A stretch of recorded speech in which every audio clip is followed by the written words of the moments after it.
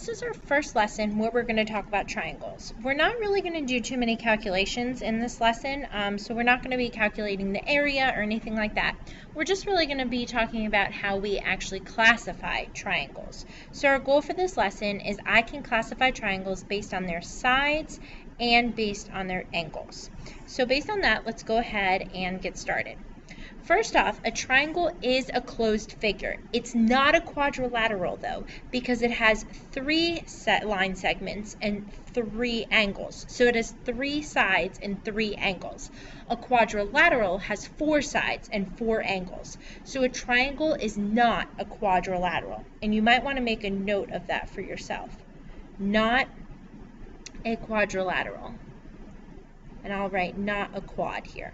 Okay, so triangles can be classified in 2 ways. We can classify them by their sides, which we'll talk about in a second, and then we can also classify them by their angles, which are right here. Okay, so let's first talk about how to classify them by their angles. So this right here is a protractor, and you may be familiar with it, and it's used to measure angles. So right here is 0 degrees, and this is also 0 degrees. But this is also 180, and this is also 180. Right at the point right here is 90 degrees. So I have some angles here. This angle is 75 degrees. So if we sit it, right here on the protractor, you'll see that this angle measures about 75 degrees. If I take this angle right here and I sit it down, you'll see that it measures 130 degrees. Oh no, I lost it. Alright, if I take this angle right here and I sit it down, you'll see that it measures 90 degrees. And then if I take this angle right here and I sit it right at the point, you'll see that it measures 40 degrees.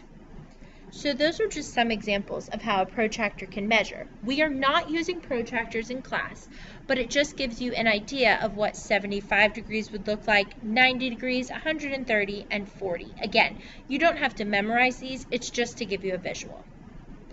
Okay, so first we have an acute triangle. In an acute triangle, all of the angles are less than 90 degrees. Okay, and to show you, here I have a protractor.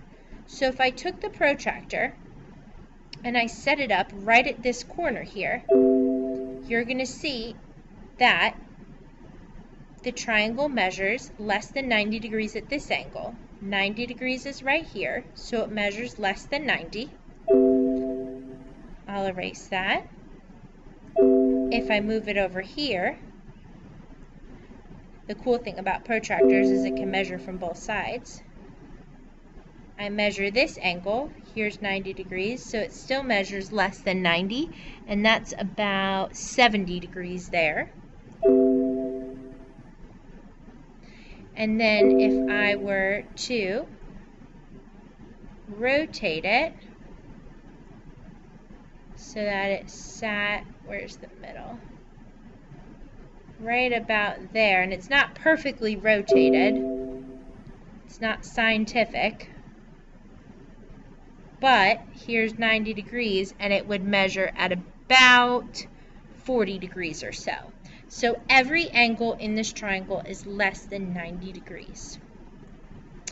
Then we have an obtuse triangle. So in an obtuse triangle, one of the angles is greater than 90 degrees. Only one. It just takes one to make it obtuse. Okay, so try to think, in this triangle, which angle would be obtuse? Which one is bigger than 90 degrees? So in this case, it's going to be this angle right here. So I'm going to put the point right there. So this angle, here's 90 degrees, and this angle measures right here, which is 120 degrees. It is greater than 90 degrees. All of the other angles are going to measure less than 90 degrees. And again, the protractor is just as a visual. We're not going to actually use them in class. Now, a right triangle is probably the easiest triangle, and that is because one angle is going to equal 90 degrees. This box right here shows you that this is a 90-degree angle, and it's going to be there most of the time.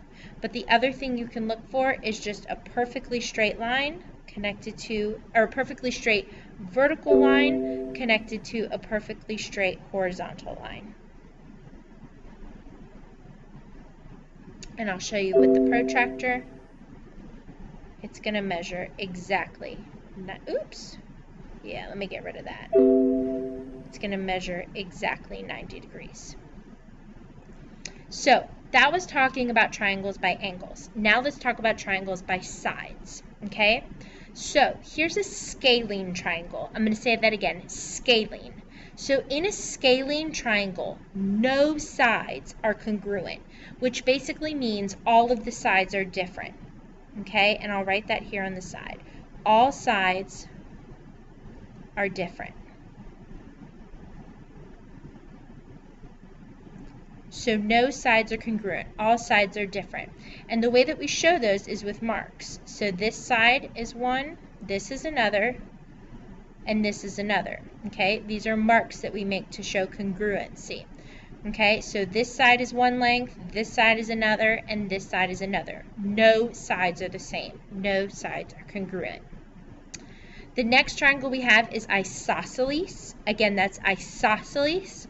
With isosceles, two of the sides are congruent. And so here you can see that this side is congruent to this side. So two of the sides are congruent. And then the last triangle we have is equilateral. And this is probably the easiest one because equilateral has the prefix equal in it, which means that all sides are equal. So all sides are congruent.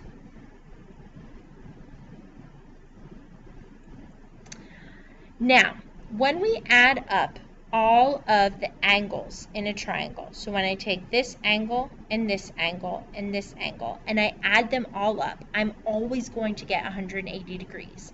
It doesn't matter if it's a scalene triangle, an isosceles triangle, an equilateral triangle, an obtuse triangle, and a right triangle, or an acute triangle. It doesn't matter what kind of triangle it is.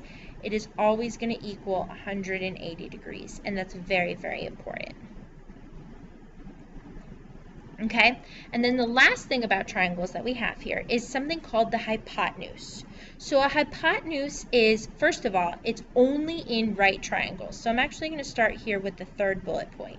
It's only in right triangles. So you're not going to find a hypotenuse in a scalene or in an isosceles. It's only in right triangles. And so you'll see these are all right triangles here. Okay? And the hypotenuse is the longest side of the right triangle. And there's a really easy way to find it. It's the opposite side of where the right angle is. So here's the right angle, and there's the hypotenuse. Here's the right angle, go across, here's the hypotenuse. Here's the right angle, go across, here's the hypotenuse. Alright, so now we're going to play a little matching game. So we need to find the home for number 1. So is number 1, we need to match it with being equilateral, isosceles, or scalene, and then acute, obtuse, or right. Okay? So first we're going to match it by sides. So I see that I have a congruent mark here and here, which means two of the sides are the same. So it's going to be isosceles, but is it acute, obtuse, or right? Well, I have one angle that's 100 degrees, which means it's over 90, so it's going to be obtuse. Okay, next I'm going to go over here to number 3.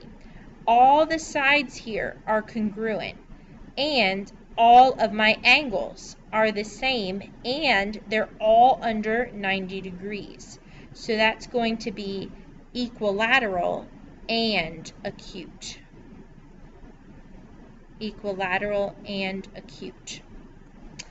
Next one, number 5. I see a right triangle right here, which means it's going to be right. And I see a 3, a 4, and a 5, which means they're all different. So that must be scalene. So it's going to be right and scalene. Okay, number 7. So here I see those marks are all different, so that none of the sides match, so I know that that's scalene. And then my angles are 30, 100, and 50, and that 100 tells me that that's over 90, so that must be obtuse and scalene. So number 4, so I have these 2 congruent marks here, so 2 of the sides are the same, so that must be isosceles. But it doesn't tell me anything about the angles, but just from looking at it, none of them look really big. So that must be acute isosceles. Okay, number 6. So number 6, there's a right angle right there. So it's definitely going to be somewhere in the right angle. And then I have 2 congruent marks, which means 2 of the sides are the same. So that's going to be isosceles and right.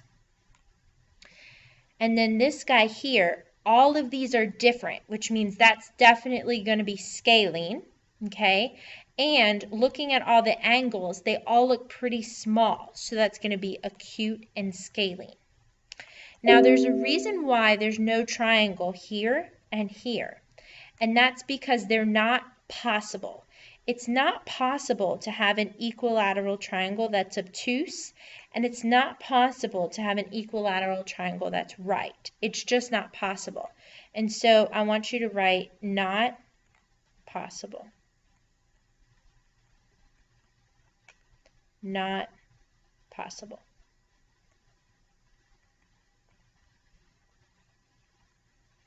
All right, that is the end of this introduction to triangles lesson, and we will do a lot more practice in class.